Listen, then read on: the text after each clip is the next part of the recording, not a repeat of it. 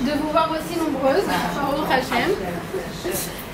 Tel Aviv, on n'a pas forcément la chance d'avoir autant de femmes réunies au même moment pour un même shiur de Torah. Donc vraiment, voilà, vraiment, je suis impressionnée. Florence impressionnée et impressionnée par chacune d'entre vous qui se trouve présente ici et qui répond à l'appel. Alors, on est parachat Vayera. C'est une parachat très spéciale, comme toutes celles du Sefer Bereshit, comme toutes celles de notre Torah, mais encore une fois, on va voir dans cette paracha à quel point le monde est en phase avec la paracha du moment.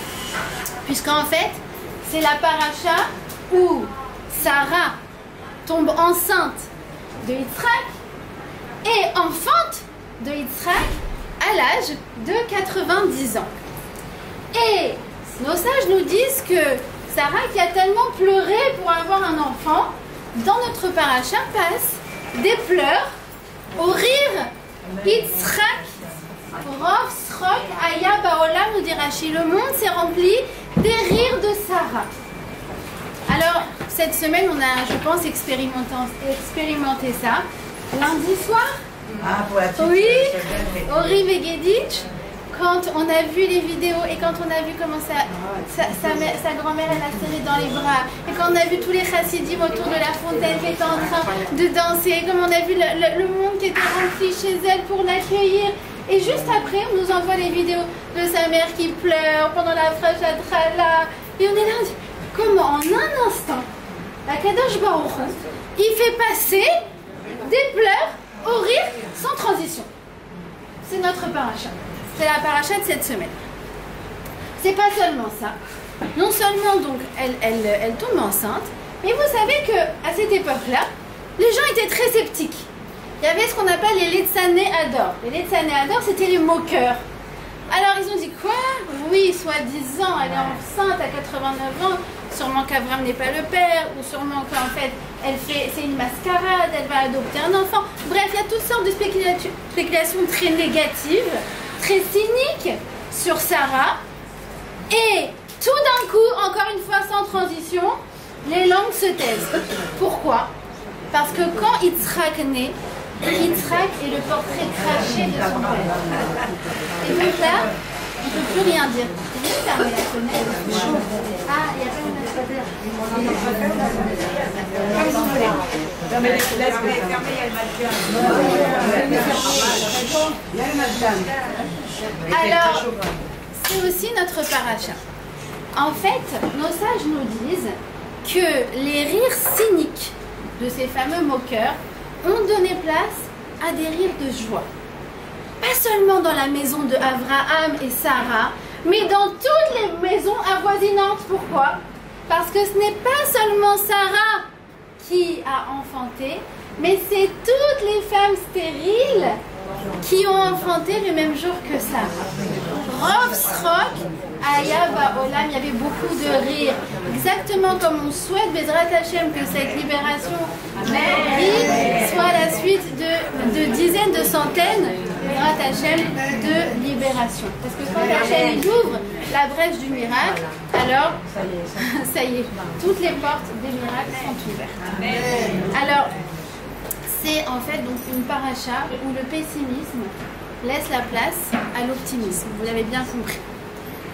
Alors, qu'est-ce qui se passe dans notre paracha? 3 événements qu'on va essayer de voir ensemble à la lumière de ce qu'on vient d'expliquer, à la lumière de la situation. C'est quoi ces 3 événements? Premièrement, c'est au début de la paracha, Abraham qui accueille les 3 invités. Raphaël, qui vient lui apporter la guérison après la Brit Mila. Michaël, qui lui annonce la naissance de Yitzhak. Et Gabriel, qui lui annonce que Sodome va être détruite.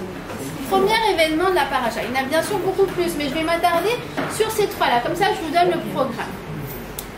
Le deuxième événement dont on va parler, bien évidemment, c'est la naissance de Yitzhak, qui va naître dans la première maison juive de l'histoire. Et la paracha va se terminer par le fameux sacrifice de Yitzhak. Et ces 3 choses-là sont en fait ce qui va nous accompagner pendant tout le cours. Alors, on va d'abord s'intéresser à la façon dont Abraham accueille les invités. 3 bédouins. En tout cas, c'est ce qu'il a l'air de voir d'eux au début. 3 bédouins, même idolâtres. D'accord? Donc, ce qu'il y a vraiment de plus éloigné, il n'y a pas plus éloigné que ça de Abraham. Alors, qu'est-ce qui va se passer? C'est que comme je vous ai dit, il est juste après sa Brit Mila et il sort en dehors. Pourquoi? Parce que même s'il est malade, il a très très mal, Abraham, au lieu de rester au lit avec 2 acamol, il n'en peut plus. Il est malade surtout de ne pas recevoir d'invités, puisque Abraham, il est Monsieur Chesed. Et donc, il sort de sa tente et il cherche, il dit Hachem, pourquoi tu ne m'envoies pas d'invités? 3 bédouins se présentent à lui. Et regardez comment il va les interpeller. Vayomar, Adonai, imna matzati chen beinecha, al na ta'avor me'al avdecha. Messieurs, si j'ai trouvé grâce à vos yeux, ne passez pas votre chemin et venez chez moi. Mais enfin, vous avez entendu comment a commencé le verset. Ado, toi, naï. Ça nous interpelle quand même. Et Rachi aussi. Rachi, il bondit. Il dit, ah oui, un mot naï veut bien dire messieurs. Mais on ne peut pas non plus passer à côté du caractère sacré de ce mot. Pourquoi ce mot figure lorsque Abraham fait rentrer les invités? Pourquoi à ce moment-là on a fait une référence au divin? Tout ça en fait c'est très ambigu, puisqu'en fait en plus de ça on me dit non mais c'est pas des bédouins, c'est des anges. Alors quoi? C'est des anges ou des hommes? C'est Ammonai dans le sens Hachem ou dans le sens sacré ou dans le sens profane? C'est très très ambigu. Alors le Shla Kadosh il nous dit mais c'est normal que ce soit ambigu. Pourquoi? Parce que Abraham, lorsqu'il voit ces Ammonai, ces messieurs, qui il voit derrière ça? Il voit la présence divine. Parce qu'en fait, il sait que chacun est une créature d'Hachem. Et donc, lorsqu'il rencontre une nouvelle créature, il cherche le Créateur. Et derrière eux, il se dit, oui, c'est vrai, ils ont une apparence comme ça. Oui, c'est vrai, mais attendez. Essayons de dépasser les apparences et essayons de chercher l'étincelle divine qui est enfouie à l'intérieur d'eux. Ça, c'est le regard que Abraham il porte sur l'humanité. Alors le Rav Pinchas Friedman, il nous dit quelque chose de somptueux. Il nous dit à partir du moment où Abraham s'est efforcé de chercher un morceau d'Hachem, même chez les personnes les plus éloignées de lui, alors Hachem lui a fait un cadeau. C'est quoi ce cadeau? C'est que il a fait léguer à toute la descendance de Abraham un morceau d'Hachem. Comment s'appelle ce morceau? La Neshama. Eloka Mima'al Mamash, un morceau d'Hachem vraiment. C'est-à-dire que pour avoir voulu chercher le point lumineux chez quelqu'un qui paraît sombre, alors Hachem dit, toi tu veux chercher le point lumineux et tu fais tellement d'efforts pour ça, je vais récompenser tes efforts. Comment? En léguant à chaque juif un point lumineux. Et c'est vrai que chaque juif, peu importe la situation, dans l'état dans lequel il est, peu importe l'endroit où il se trouve dans le monde, l'époque à laquelle il a vécu, il a à l'intérieur de lui un point lumineux qui est intact. Comme on dit le matin, Elokait Neshama Shinatata Bi Tehora. On a un morceau de Hachem, une Neshama qui est Tehora, elle est pure. Et elle n'est même pas entachée par nos mauvais comportements ou par nos fautes. Elle reste indemne, elle reste intacte. Comment s'appelle ce morceau? Il s'appelle la Neshama. Mais il s'appelle aussi le Magen Avraham. Le Magen Avraham, c'est ce que Hachem nous a légué. C'est ce que Avraham nous a légué en cherchant le point lumineux chez chacun. C'est le Magen Avraham. Et quand le matin dans la Hamida, on prie le matin ou l'après-midi ou le soir en fonction de vos rythmes, quand on prie, on dit Baruch Ata Hashem Magen Avraham, qu'est-ce qu'on prie? On prie que ce morceau intact d'Akadosh Baruch Hu qui se trouve à l'intérieur de chaque juif ne soit pas seulement quelque chose de théorique, d'invisible, de potentiel. Non, que ça soit réel, que ça soit visible. Et à chaque fois qu'on fait cette prière Baruch Ata Hashem Magen Avraham, on fait émerger ce point de lumière à l'intérieur de chaque juif. On veut que ça se retrouve pas seulement au potentiel, mais aussi dans le comportement de tout un chacun. C'est pour ça qu'il y a des histoires qui sont complètement incroyables, où il y a des juifs qui sont passés du pire rachat aux plus grandes sadiques, comme dans notre paracha, sans transition, en un instant. Je me suis souvenue d'une histoire rapportée par le Rav Ezriel Tauber. Je ne sais pas si vous avez lu, comment il s'appelle ce livre, le livre du Rav Tauber. Non, plus. C'est un grand classique. Et Rav Tauber, c'est un rescapé de la Shoah et il a écrit beaucoup sur le rapport entre la Emouna et la souffrance. Et c'est un livre que moi je peux le lire, le relire, c'est très riche. Il raconte beaucoup d'histoires que lui-même il a vécues ou que ses parents ont vécues. Il raconte l'histoire d'un fameux juif qui était devenu un juif renégat, au point qu'il s'était converti au christianisme. Et il a gravi dans les échelons en Pologne et il est devenu maire d'une certaine ville. Plus rien à voir avec le judaïsme. Il s'est marié avec une non-juive. Et pas seulement ça, c'est qu'il collaborait même avec les nazis. Tu peux pas plus rachat que ça. Sauf qu'un jour, les nazis arrivent dans cette ville et ils entendent que, en fait, ce maire polonais, il est juif. Et donc, ils envoient la Gestapo et ils commencent à essayer de le faire parler. Il reste intransigeant. Il dit, attends, on va faire un test avec toi. Ils le prennent et ils l'amènent dans la synagogue. Il dit, maintenant, tu vois, on va ouvrir le Sefer Torah, l'arche, tu vas prendre le Sefer Torah et tu vas piétiner dessus, tu vas cracher dessus. Et là, qu'est-ce qu'il fait? Il prend le Sefer Torah et il se met à l'embrasser de tout son cœur. Il dit merci, parce que vous m'avez redonné ma judaïté. Et il s'est mis à danser avec le Sefer Torah et il est mort comme ça, le Kiddush Hashem. C'est le Magan Avraham, c'est la Neshama. Peu importe. Alors, si vous n'avez pas une question pour la fin, une question. Le choix de vivre. Le choix de vivre. Bravo, merci pour le titre du livre. Le choix de vivre. C'est comme, je me rappelle l'année dernière, pile cette paracha, c'était le modèle que mon coming out, je sais pas, de Gad Elmaleh. Tu peux monter et descendre, tu resteras toujours juif. Ça n'existe pas. Une fois, il y a un qui s'appelle Édouard, je me rappelle de son nom. Édouard. Il écrit à un rabbin, Chabad. Il lui dit, voilà, je suis complètement assimilé. C'est vrai, mes parents m'ont fait la circoncision quand j'étais petit, mais moi, je ne crois pas en Dieu. Je suis mariée avec une non-juive. Je mène une mode de vie complètement laïque. Alors, est-ce que vous pourriez me faire un certificat d'exemption pour ne plus être juif?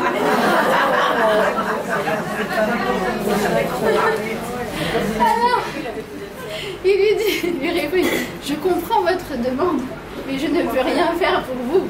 Et d'ailleurs, vous voyez, vous faites tout pour vous éloigner du judaïsme, et du point de vue familial, et du point de vue de la pratique, et du point de vue du mode de vie.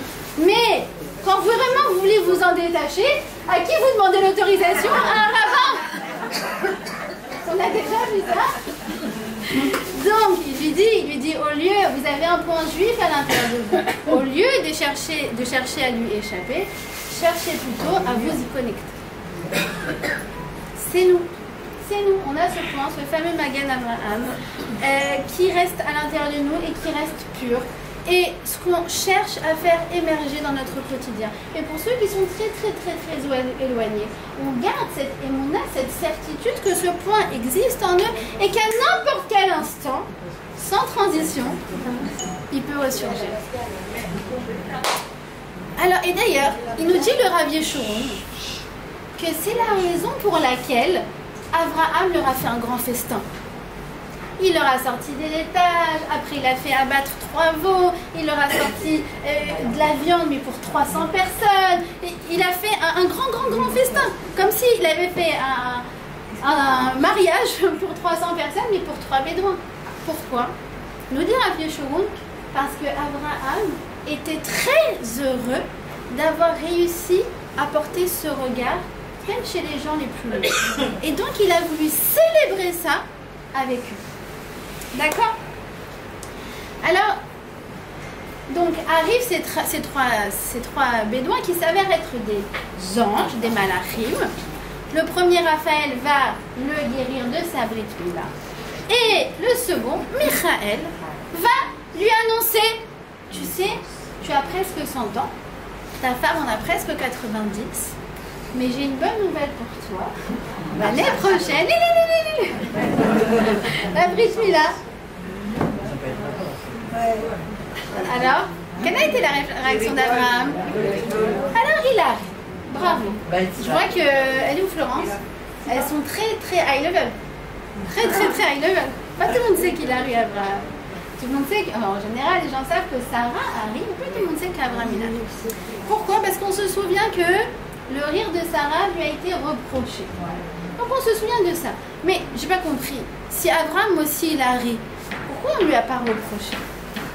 Parce que ce sont deux formes différentes. Le rire de Sarah était une forme d'incrédulité. Du mal à croire au miracle à l'âge de 90 ans. On peut la comprendre, Sarah, on peut la comprendre, c'est vrai. Mais le rire d'Abraham était un rire de Emouna, un rire de joie, un rire déjà de se mettre dans la posture d'un papa de 100 ans, un jeune papa de 100 ans. Un jeune papa de 100 ans. C'est déjà 100 ans. On pas la même chose. Mais là, c'est avec Sarah. Avec ça. Ah non, on oublie celui-là. Alors, ouais, on va voir, vous allez voir qu'on va bien oublier cette paracha. Vous allez voir, on va bien l'oublier. Écoutez bien. Srok, en hébreu, on peut le lire aussi. C'est minachok. Sort des règles de la conjoncture, de la nature, de la science, des statistiques, des probabilités, il est impossible que, ce serait improbable que... Non, c'est minachok. Sors de toutes les règles que tu connais jusqu'à présent. Parce qu'il y en a un qui est au-dessus de toutes les règles. C'est Ribono Shalom, c'est Akadosh Baruch Hu. Et c'est lui qui fixe les règles.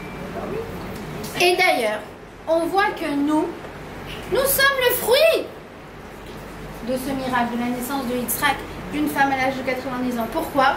Parce qu'il fallait que ça soit ancré dans notre ADN, que notre existence, elle est de l'ordre du surnaturel. Ça fait 4000 ans que notre existence, elle est du niveau du surnaturel. Et notre présence virtuelle sur cette terre, elle est du surnaturel. Donc, le rire de Abraham, c'est un rire quand, par exemple, on croyait que quelque chose était fichu, et tout d'un coup, tu dis, ah mais non, mais écoute, j'ai une très bonne nouvelle, et ça a marché. J'ai une femme qui a passé un entretien, elle s'est complètement ramassée, et elle s'est embrouillée. Après, elle rentre, elle dit, c'est mort, c'est fichu. On l'appelle. You got the job. Tu l'as eu. Quoi? Et elle est morte de rire. Elle dit, mais Hachem, t'as vraiment le sens de l'humour. Ça dépend de rien d'autre que de ton ratson, que de ta volonté. Comme c'est le jeune garçon qu'elle croit que c'était vraiment un plouc et qu'elle finit par épouser. Et là, elle reprend l'histoire en arrière et elle se dit, non mais Hachem, il a vraiment le sens de l'humour. Et c'est ce rire-là dont va se remplir nos bouches lorsqu'arrivera la Géoula. Az yemale sechok pinu, shonenu rina. Nos bouches vont se remplir de rire. Pourquoi? Parce que ça fait 2000 ans que les nations ils nous disent mais qui vous êtes vous? Mais qui vous êtes? Ils ont essayé de tout nous exterminer, nous brûler, nous chasser, nous expulser, qu'est-ce qu'ils n'ont pas essayé de nous faire? Et on est toujours là. Et quand va arriver Mashiach, et quand on va avoir le Beth Amikdash, première chose, on va rire. La même forme de rire qu'Abraham il a eu à ce moment-là. Amen Bekarov. C'est aussi cette forme de rire, écoutez bien, que a la Eshet Raïl. J'ai écrit un livre sur Eshet Raïl.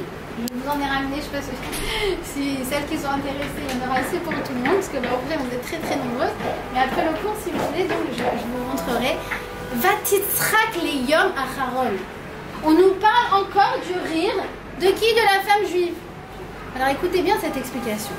Elle rit Beyom Acharon, au dernier jour, le jour du jugement, qu'est-ce qui va la faire rire, cette femme? Qu'est-ce qui va nous faire rire quand on va arriver à 120 ans? Vous savez qu'est-ce qui va nous faire rire? On va se rendre compte de la valeur de tous nos actes, de tous nos maassim, de toutes nos mitzvot. On va voir des trésors et des trésors de récompenses et des choses incroyables. Ça, pour moi, ben oui. Parce que, tu sais, tu t'es occupé de tes enfants. Mais je l'ai fait naturellement, mon petit coup à la canne, je sais pas. Mais pour ça, tu vas avoir une récompense. Tu as travaillé honnêtement. Mais écoute, Hachem, moi, mes parents, ils m'ont toujours appris à travailler honnêtement. C'était même pas passé à l'idée de faire autrement. Mais pour ça, tu vas avoir une récompense, tu t'imagines même pas. Tu as gardé ta tzniut, tu as fait attention à ta pudeur. Et tu as marché dans les rues à chaque seconde. Chaque seconde, tu fais une mitzvah. Tu as gardé le Shabbat. Mais le Shabbat, je sais pas, je peux pas faire ça. On a toujours fait Shabbat. Mais ça change rien. Tes mitzvot, tu ne te rends pas compte. C'est un arsenal de protection et de mérite. Pas seulement pour toi, pour tout l'homme Israël. Et elle va se rendre compte que comme elle s'est renforcée dans ce point, alors il y a tel soldat à la frontière du Liban qui a été sauvé du missile anti-tank. Et tout ça, on va se rendre compte quand, à 120 ans de l'Olam Haïmet. Et qu'est-ce qu'on va rire?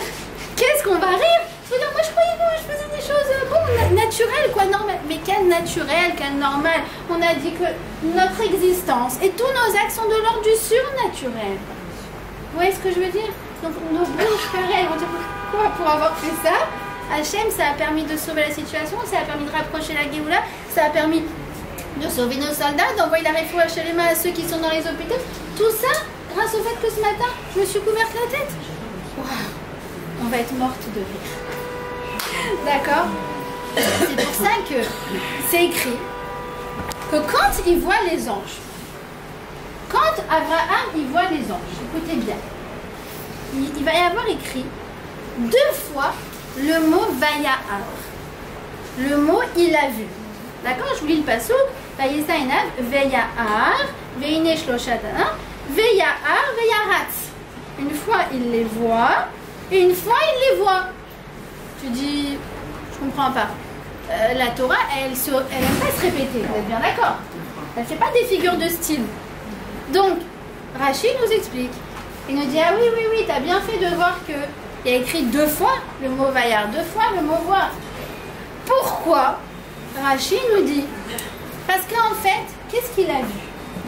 Il a vu des choses avec 2 regards. Et sur chaque situation, on doit porter ces 2 regards. Le premier, il dit Rachid, c'est à prendre au sens propre. Il les a vus. D'accord? J'ai envie de dire avec son... Bonjour. Témoin oculaire, quoi. Je l'ai vu. J'ai vu la situation concrète. Deuxièmement, Vayahar, il dit Rachid dans le sens de ah, j'ai compris. Et de là, on apprend qu'un juif, il doit toujours porter 2 regards sur une situation. La première, c'est oui, je vois, concrètement, je vois. Ok, on s'est réveillé le 8 octobre, on avait tous pas envie de sortir du lit. Mais ok, je vois, j'accepte. On n'est pas dans le déni, on n'est pas dans le rejet. Les juifs, ils sont pas du tout illuminés, ils sont très très connectés à la réalité. Mais après, c'est je vois. Et dès le lendemain, vous remarquerez, on a tous vu qu'est-ce qu'on devait faire. S'unir, faire du chesed. Tout d'un coup, ils ont commencé à envoyer les colis. Les soldats, ils ont besoin de jeter par balle. Eux, ils ont besoin qu'on leur envoie ça à la base. Et elles ont besoin qu'on les relocalise dans le sud. Et eux, ils ont besoin d'un appartement. Et eux, ils ont besoin... Combien on a vu? On a déjà vu des guerres. Et ça s'arrête après les guerres. Mais le Hashem, ça va continuer. Voilà. On va faire comme une copie d'écran, une capture d'écran. On va la garder sur notre écran. Je crois qu'on a compris que c'est que Beyachad chez les Natser. Que ensemble, on peut vaincre. Donc, ça, c'est le regard juif sur les choses. Un regard à la fois concret. Et un regard de qu'est-ce que Hachem il attend de moi. Il dit le rabbi de Lubavitch, quand il y a des nouvelles inquiétantes, des guerres, des choses comme ça, il ne faut pas se demander Maïe, Qu'est-ce qui va en être? Parce que ça, qu'est-ce que t'en sais? Il n'y a que le bon Dieu qui sait. Mais qu'est-ce qu'il faut se demander? Ma aussi marchav. Qu'est-ce qu'on fait maintenant? Ma aussi marchav. Ma Hashem rotse meitanu. Et chacun à sa place, il sait ce qu'il est capable de faire et il sait que c'est cette mission-là que Hashem attend de lui. C'est les deux regards qu'on doit porter en permanence sur les événements. Alors oui, c'est vrai qu'il faut un temps d'adaptation entre le regard numéro 2, le regard numéro 1 et le regard numéro 2. Il faut une petite transition parce qu'on n'est pas passé du 8 octobre à toute cette effervescence de manière... enfin, ceci dit, oui, c'était sans transition. Franchement, oui. Maintenant, j'y pense. Moi, ça m'a pris du temps. Ça m'a pris du temps. On a pris 2-3 jours avant de comprendre que oui, il faut se... Bon, chacun sa sensibilité. En tout cas, ce qu'on voit dans le Am Israël, c'est comme dans notre paracha sans transition. On était à terre et on s'est relevé de la plus belle manière et ce de manière immédiate, sans transition. D'accord? D'ailleurs, il dit le Zohar, Yitzhak, c'est cette notion-là. C'est Yud, Tzadik, Chet et Kouf. Quand on change les lettres, ça fait quoi? Ça fait Ketz, Chai. Ketz, c'est le bout, genre, t'es au bout du rouleau. Tu sens que c'est fini et hop, c'est là que Chai, c'est là que la vie elle revient. Et c'est vraiment, je pense, que ce qu'on a expérimenté depuis ces 3 semaines. Alors, il dit le Or HaChaim, écoutez bien, il dit c'est pas seulement qu'on doit voir le monde de ces deux façons-là, c'est un peu plus profond que ça. Vous êtes concentrés malgré les travaux à côté? Ça c'est bien? Ça va être très fort.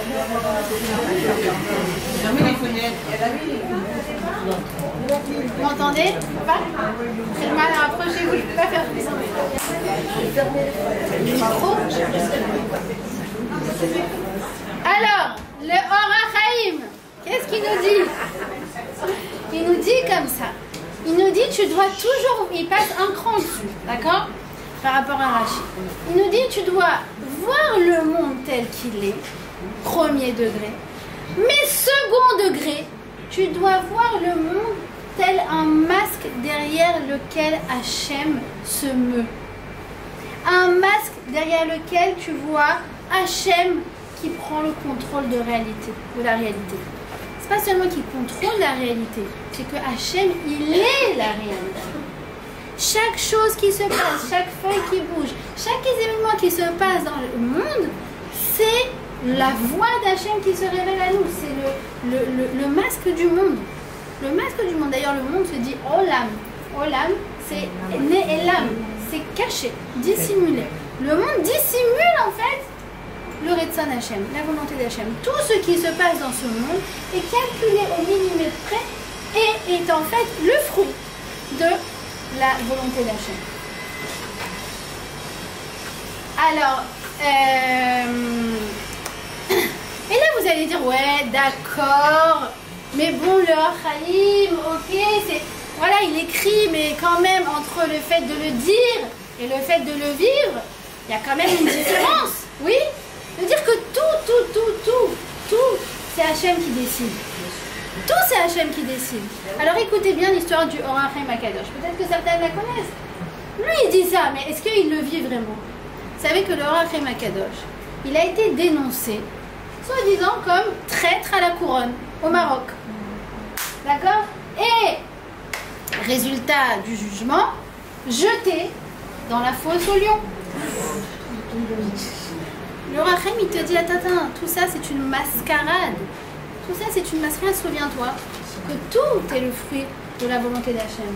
Que celui qui se cache derrière le roi du Maroc, que celui qui se cache derrière les traîtres, que celui qui se cache dans la fosse au lion, c'est Hachem Yitbarach. Et il se souvient de ça pendant tout le moment où il est en prison avant d'être jeté dans la fosse au lion. D'accord? Il y a eu des témoins de cette histoire. Et arrive le jour de la sentence. Il se lève, il sait qu'il va être jeté dans la fosse au lion. Mais il se souvient. Il va être jeté dans la fosse au lion. Mais il se souvient. Tout ça c'est Hachem, tout ça c'est Hachem, tout ça c'est Hachem, tout ça c'est Hachem. Résultat. Il rentre dans la fosse au lion. Le lion est affamé. Vous savez, quand on fait ça, le lion ne lui donne pas à manger pendant 2 jours. Ce qui fait que quand il voit sa proie, il se jette dessus sans lui faire de cadeau. Alors, c'est Minachok. C'est d'ailleurs ça qui fait qu'on a beaucoup d'humour juif. Pourquoi? Parce que le juif, par excellence, il a toujours le second degré.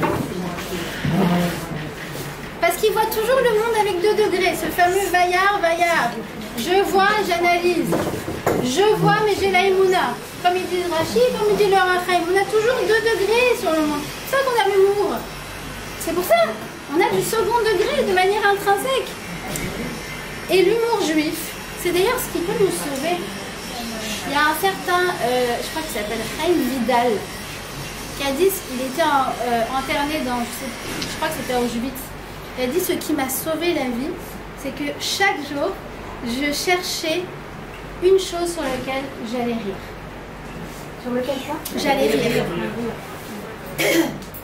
D'accord? C'est l'humour juif. On arrive, même dans les situations les plus obscures, à trouver le point lumineux. Et voilà. Pourquoi je parle de ça? Parce que dans notre paracha, on nous parle du rire qui est l'antithèse complètement. Le rire de qui? Le rire de Ishmaël. Il est Messachek. Messachek. On peut prononcer son nom, c'est de la Torah.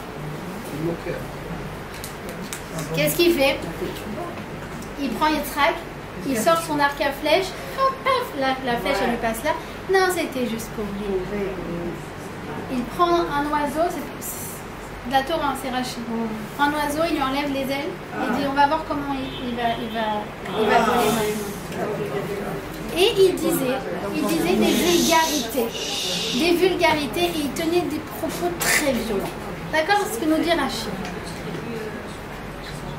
Comment ne pas faire le lien avec ces fameux humoristes français qui font des blagues vaseuses sur notre Premier ministre, sur notre situation. Et on est là, on dit: non mais, je vous explique. Ce qui fait la différence entre nous et vous, c'est l'humour. Nous, on sait rire. On rit de manière digne. On rit de manière intelligente. On rit pour donner de la joie aux gens. Vous riez, mais vous enlevez toute la dignité aux personnes. Vous enlevez tout le sens des événements. Alors écoutez bien, parce qu'on va enchaîner avec le fait que donc l'ange de Gabriel lui annonce que Sédom va être détruit. Et là, vous connaissez la réaction d'Abraham? Oui. Abraham, je vous ai dit, derrière le bédouin idolâtre, il cherche la lumière, oui. Donc même quand Dieu lui dit: écoute, c'est fini pour Sédom, qu'est-ce qu'il fait? Il cherche. Attends, peut-être il y a 57 équipes, peut-être 45, peut-être 40, peut-être on peut les sauver, peut-être on peut les influencer, peut-être on peut les éduquer, peut-être... Non. La société de Sédom est vouée à être éradiquée. Et sur ça, Abraham a beau essayer de trouver quelque chose de positif, Dieu n'a pas de pitié. Pourquoi?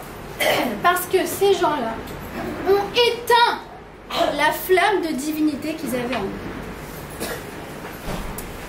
Pourquoi c'est irréparable? Alors j'aimerais analyser avec vous plusieurs explications et vous allez voir qu'on est en plein dans l'actualité. La première chose, c'est que Sédom, ils avaient légiféré le fait que il n'y a pas de tribunaux. D'accord? En fait, le Rambam, il dit quoi? Il dit que lorsque il y a une des fautes des Bnei Noach qui se passe et qu'il n'y a personne pour juger, alors en fait, ils sont tous complices. Et donc, ils sont tous Chayav Mita. Qu'est-ce qu'il y a comme mitzvot Bnei Noach? Par exemple, l'interdit de kidnapping. L'interdit de viol. Et quand il n'y a pas, c'est aussi un des interdits des Bnei Noach, quand il n'y a pas de tribunaux pour juger de tels actes, alors c'est fini. Tous les gens de cette société, en fait, sont condamnés à mort. Premièrement. Premièrement, d'accord? S'il n'y a pas de législation pour dire on ne viole pas des femmes, on ne kidnappe pas personne, on ne tue pas des enfants, c'est mort! C'est mort, c'est fini. Ils sont tous complices, premièrement. Deuxièmement, ils ont légiféré l'interdiction de faire du bien à ces hommes. S'il y avait quelqu'un qui était pauvre, un pauvre, on pouvait lui donner une pièce. Mais sur cette pièce, on faisait un siman, on faisait un signe. D'accord? Pour qu'elle soit différente des autres monnaies. Et quand le pauvre, il voulait aller acheter du pain à la boulangerie, le boulanger dit « Ah non, moi je ne prends pas cette monnaie ». Quand il essayait de changer, non, non, non. Et finalement, il se retrouvait avec ses pièces et il mourait agonisant de faim. Et après, chacun, il venait récupérer sa pièce. Atsakata ba elai. Atsakata ba elai, nous dit le Midrash, qu'est-ce qui a sonné le glas de la société de Sédom? C'est un cri. C'est quoi? C'est qu'un jour, il y a un pauvre, on ne sait pas comment. Il ne meurt pas. Il ne meurt pas. On ne comprend pas. Lui, il tient des semaines, des mois. On se dit, mais attends, il y a peut-être quelqu'un qui lui donne à manger. On découvre quoi? Que c'est la fille de Lot. Et qu'est-ce qu'ils lui font? Ils l'embaument de miel, ils l'accrochent, ils la mettent sur... Et elle meurt dans des conditions affreuses. Atsa kata ba elai, ce cri, il a percé les Shamaïm. La Shamaïm, il a dit, ça y est, c'est fini pour ces deux. D'où l'importance de nos cris. D'où l'importance de nos pleurs. Un pleur, c'est pas gratuit. Un pleur, ça peut réveiller Hachem pour faire ce qu'il y a à faire en elle. Dernière chose, écoutez ce qu'il dit le Rav Shimshon Raphaël Hirsch. Tellement c'est d'actualité. Il pose la question, il dit, c'est quoi la prière d'Abraham? Un peu plus fort. Il dit, c'est quoi la prière d'Abraham? Il demande s'il y a 50 tzadikim, des bonnes personnes, est-ce qu'il y a 50 tzadikim vivants, en fait? Qu'est-ce que ça veut dire vivant? Écoutez, qu'est-ce qu'il dit? Je vous lis textuellement le Rav Shimshon Raphaël Hirsch. Il dit, est-ce que dans cette ville, on laisse vivre les gens qui prônent le bien? Ou est-ce que, lorsqu'il y en a un qui voudrait se lever et qui dirait, non, on ne fait pas de mal, non, on ne touche pas aux femmes, non, on ne touche pas aux enfants, est-ce que celui-là, il peut s'exprimer? On sait que s'il va dire quelque chose, il va se faire tuer. Alors si on sait que s'il y en a un qui se lève, il va se faire tuer immédiatement, ça ne change rien. Il faut tous les tuer. Il faut les éradiquer. Regardez. Il dit tant qu'il y a 50 tzadikim qui sont vivants, c'est-à-dire des personnes qui prônent le bien, tant que le reste, ils se moquent d'eux, mais ils ne les tuent pas, il y a encore de l'espoir pour cette société. Mais si quelqu'un qui prône le bien, il est réprimé immédiatement, alors ça veut dire qu'il n'y a plus d'espoir dans cette société et on arrive à un point de non-retour. Il dit ça change rien qu'il y ait des gens bien en fait. Vous entendez ce qu'il dit le Rav Shimshon Raphaël Hirsch? Ça change rien qu'il y ait des innocents. Ça change rien qu'ils aient des bonnes cavanotes. Parce que s'il y en a un qui se lève dans ce territoire et qui prône le bien et qu'il sait qu'il va être condamné, bah de toute façon, ils ne pourront jamais propager leurs paroles. Ils ne pourront jamais influencer dans le bien. Donc on arrive à un point de non-retour. Et il n'y a plus rien à faire avec ces gens. D'accord? Pour ce qui est de répondre des Bilti Meoravim et des je sais pas quoi. D'accord? Non, ça ne change rien. Tu peux avoir les meilleures cavanotes du monde. Si tu es bloqué dans une société où le fait même d'exprimer la voix du Hémet, tu vas payer de ta vie pour ça, je suis désolée les gars, il n'y a plus rien à faire. D'accord? En plus de ça, que la manière dont ils éduquent leurs enfants. D'accord? Là je parle pas de ces d'hommes, mais c'est la même chose. Sûrement qu'ils éduquaient de la même façon. Apprenez la mort, apprenez le mal. Qu'est-ce que tu veux faire? Qu'est-ce que tu veux faire avec un homme qui appelle sa mère? Quand nous on appelle nos mères. D'accord?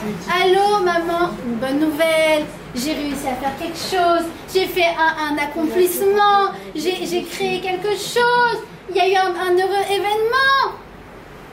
Tu appelles ta mère pour dire j'ai tué des juifs et elle te répond tu es un héros. Et regarde les photos WhatsApp. Elles n'ont pas de cœur. Mais t'es fait comme ça.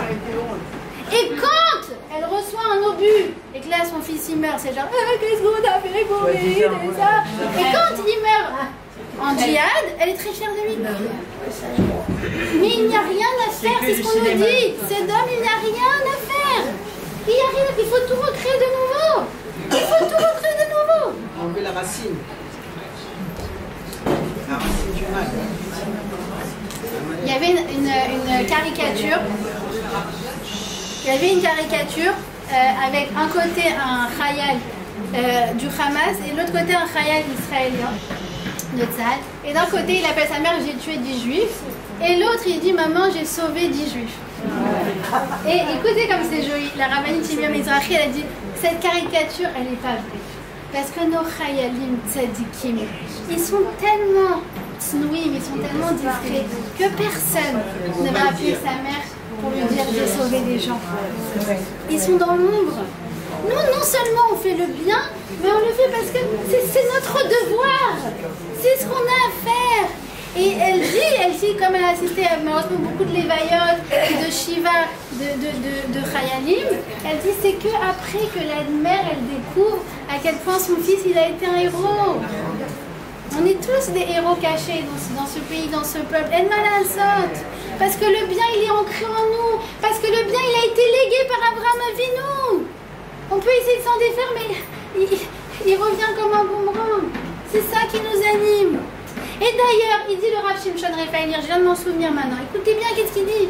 Il dit, au cours de l'histoire, il y a des nations qui auraient dû disparaître. Mais pourquoi Hachem les a sauvés? Parce qu'il y avait une minorité de juifs. Et par le mérite de cette minorité de juifs, alors ils ont été sauvés. Pourquoi? Parce que le juif porte en lui le rouch à tzedek, le sens du bien, le sens de la justice. Et du fait qu'ils sont là, même quand bien même ils sont une minorité, Hachem il sait qu'il va influencer cette société dans le bien. Vous vous rendez compte, il y a des nations qui vivent que par le mérite de mamie qui était là-bas au Maroc et Baba. Ils ne le savent même pas. Ils ne savent même pas. Tellement ils sont appelés. Non, je parlais des grands-mères, elles ne savent même pas. Elles ne se rendent pas compte à quel point elles sont sadiques. D'accord. Même la parnassa de ce pays, tout est surnaturel.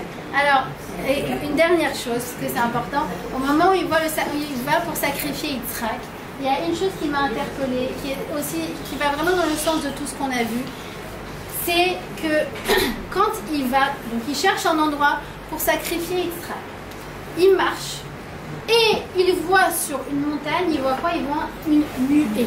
Il voit quoi en fait, Abraham? Il voit la Shrina. Et il est avec qui? Avec Ishmaël et Eliezer, d'accord, qui représentent l'Occident et le monde arabe. Et quand il voit la nuée, il dit vous voyez quoi vous voyez quoi vous? On voit une montagne. Alors restez avec le chamois, restez avec la lave, pourquoi? Parce qu'ils sont dans la khumri, d'accord? Ils voient la matière pour le matériel. Pourquoi nous, quand on arrive au kotel, on se met à pleurer? Vous n'avez jamais posé la question? Je dis mais je sais pas, c'est des pierres. Mais non, mais t'arrives, tu vois la Gdusha. Parce que pareil, Abraham, il a tellement travaillé son regard. Comme on a dit, il cherche le bien en chacun. De la même manière, il cherche le spirituel dans le matériel. Il est en recherche permanente de Gdusha, Abraham. Et du fait qu'il a ça, alors il nous a légué ce point à l'intérieur de nous que nous on cherche la Gdusha dans ce monde. On cherche la Gdusha. On a un regard qui est au-delà de tout. Cette paracha s'appelle Vayera. Vayera, c'est il voit. Toute cette paracha, elle parle du regard juif qu'on a sur le monde, sur les événements, sur la situation, sur tout ce qui nous arrive. Vayera. Et tu cherches. Et tu vois la main d'Hachem derrière tout ça. Tu vois là, mais quand vous dites, eux ils ne voient pas. Mais nous on a ce regard, c'est intelligent. Si on avait des lunettes, vous voyez, les lunettes qui permettent de voir dans le noir, d'accord? On a des lunettes comme ça intégrées. Derrière ce qui te semble noir, ce qui te semble catastrophique, tu vas quand même réussir à trouver la Gdusha derrière tout ça. D'accord? Donc, ça, et ça c'est ce qui nous porte. D'accord? Alors, je terminerai sur ça, c'est très important, sur cette notion de regard. Cette notion de regard. Cette semaine, c'était la Hila du Chazon Ish, d'accord, le 15 Cheshvan. Et le Chazon Ish, il a écrit dans son livre Emouna Vebitachon. Il a dit que l'œil, Aïn, c'est Mayan. Mayan, c'est une source. Ne crois pas que l'œil, c'est juste quelque chose qui capte des informations visuelles et autres. Non, il fait émerger une nouvelle réalité. Il dit comme ça, Al Tarshov, chez Aïn Koletet, et là Aïn Poletet.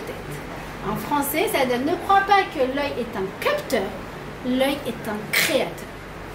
Et il crée quoi? Il crée la réalité auquel tu vas te confronter. Plus tu vas travailler ton regard pour qu'il soit optimiste, comme Abraham. C'est quoi optimiste? C'est croire qu'il n'existe aucune réalité indépendante du Retzon Hachem. Et que si Hachem, il veut que ça se termine bien, ça se terminera bien, indépendamment des contingences, des statistiques, des probabilités, de quoi que ce soit. C'est notre avoda du moment, il dit Rav Yaakovson, notre avoda du moment, c'est l'itmaket batov, de se concentrer sur le bien, de se figurer des scénarios positifs, de se figurer des boucliers de protection sur nos chayalim, de se projeter des flots de guérison sur nos blessés. D'accord? Et ne pas rentrer dans les analyses. Je vous partage cette expérience parce que j'étais tellement contente pour cette Ori Megedich qui est trop mignonne, sa mère trop mignonne. Alors le lendemain, je cherchais des choses qui parlaient d'elle. Et donc je cherche et là je vois une interview d'une analyste politique. Bon, je vois que dans le titre il y a marqué Ori Megedich. Alors je clique. Elle commence à rentrer dans des analyses rasratiques. Oui, maintenant qu'ils arrivent à la secourir, alors du coup le Hamas il voudrait désemparer, et donc ils risquent de trucs. Et moi je suis là, genre je commence à dépérir. Mais non, j'ai arrêté tout de suite. C'est pas ma avoda du moment, du tout. Au contraire, en fait ce sont des vases communicants. Vous comprenez que plus on va travailler sur le monde, notre regard de Emouna, plus le regard purement naturel il va s'effriter. Plus on va travailler notre optimisme et plus le pessimisme, le cynisme qui pourrait être en nous va s'effacer. Mais c'est ce que je vous disais avec le Rachaim Kadosh. Pense bien, tout ira bien. Alors, pense bien. Justement, Tarshov Tov Yetov, c'est ce sur quoi le Rav Yaakovson a conclu son cours cette semaine. Et ce sur quoi je voudrais le conclure également. Tarshov Tov Yetov. C'est quoi? C'est pense bien, tout ira bien. Il dit, c'est pas juste une phrase de coaching en mode vas-y, pense bien, tout ira bien. Il dit, même si on le prend à la légère, du coup on n'est pas vigilant et il risque de se passer quelque chose. D'accord? Non. Il dit, Tarshov Tov Yetov. C'est efforce-toi de te projeter du bien. D'imaginer les libérations, d'imaginer, tout imaginer en positif. Et de ce regard-là que toi, tu vas t'efforcer d'avoir, parce que c'est un travail. C'est un travail. Moi, personnellement, je ne suis pas du tout une optimiste de nature. Pas du tout. C'est quelque chose que je travaille. Dès que je sens que j'ai des pensées comme ça, très très sombres, parce que j'ai un esprit très analytique, moi. Alors du coup, là, je me reprends et je me projette des scénarios positifs. C'est notre avoda du moment. Et de ces scénarios positifs va émerger une nouvelle réalité conforme à ce qu'on s'était projeté. D'accord? Alors, je vous invite à regarder une vidéo. Ça s'appelle Joie de vivre. Il y a une vidéo comme ça qui a été traduite d'une Israélienne. Trop mignonne. Elle raconte comme ça que le jour du 7 octobre, elle était dans un des kibbutz, donc elle habite là-bas. Elle s'est réfugiée dans son mamad en entendant les tirs. Elle s'est mise dans son mamad. Une femme pas du tout religieuse, pas du tout pratiquante. Elle a dit tout d'un coup, c'est la première fois que je me suis mise à parler à Hachem. Et qu'est-ce que je lui ai dit? Merci Hachem, tu es avec moi. Merci, tu es dans mon mamad. Merci, tu me protèges. Merci, je sens ta présence. Je t'aime. Elle commence à lui parler. Elle fait en fait émerger tout ce point de Magan Avraham qu'elle a en elle. Et elle continue, comme ça, elle raconte pendant des heures. Elle parle à Hachem, elle dit jamais de ma vie, je ne connaissais pas Hachem, moi. Je ne connaissais pas. Et elle se met à lui parler. Je t'aime. Je vois pas qu'ils sont jamais rentrés dans ma main. Et quand elle sort, au bout de quelques heures, elle trouve quoi? 12 terroristes, ils ont abattu dans sa maison. La force de se projeter le bien. La force de se projeter le bien. La force de comprendre que c'est Hachem qui dirige le cours des événements. Qu'il n'y a aucune réalité en dehors de la volonté d'Hachem. Et plus je me raccroche à ça, souvenez-vous, l'histoire de la marionnette qui sert le lion. Plus je me figure que c'est la marionnette, le lion dans la main d'Hachem, plus vraiment c'est la marionnette. Et s'il veut tout d'un coup que ce soit un toutou, ça sera un toutou. Mais si j'enlève la main d'Hachem, le lion il prend une réalité indépendante. D'accord? Donc il faut se renforcer, Bédrat Hachem, de chercher le point lumineux en tout à chacun. Sachant que chez l'égoïme, il y a la possibilité, comme je vous ai dit, d'enlever cette flamme de divinité. Donc, il y a des moments où ça n'est plus possible. Et c'est aussi la leçon de notre paracha. Abraham qui est tout le recette. Comme nous, on est recette.